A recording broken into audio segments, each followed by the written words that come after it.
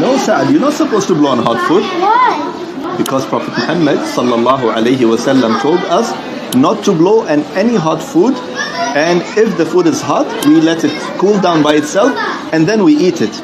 And many people, unfortunately, they blow on hot food, and this is not good even for the health. So we have to revive the sunnah and get closer to Allah Almighty by not blowing on the food. So let's revive the sunnah.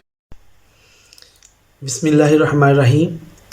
इस video में एक Arabic family, Arabic father अपने बेटे को खाने के आदाब में हज़रत मोहम्मद मुस्तफ़ा सल्लल्लाहु अलैहि वसल्लम की सुन्नत के बारे में बड़े अहसन तरीके से अपने बेटे को समझा रहा था कि खाने के आदाब में ये शामिल है कि खाना अगर गर्म है तो उसको अपने मुंह से ब्लो नहीं करना चाहिए, हवा नहीं दे के ठंडा करना चाहिए, अपने मुंह से हवा देकर ठंडा करना नहीं चाहिए।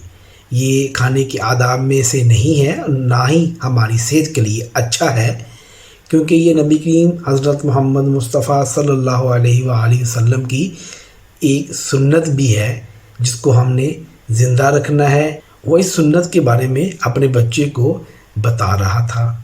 इस वीडियो को देखने के बाद लाखों लोगों ने अपने कमेंट्स कलमबंद किए इनबॉक्स में कि revive the sunnah and motivate your Arab leader to do more for our striving brother and sister in Palestine। यानी कि सुन्नत को ज़िंदा करें और अपने अरब रहनुमाओं को फ़लस्तीन में हमारे भूखे प्यासे बहन भाइयों के लिए मज़ीद काम करने के लिए तरगीब दें।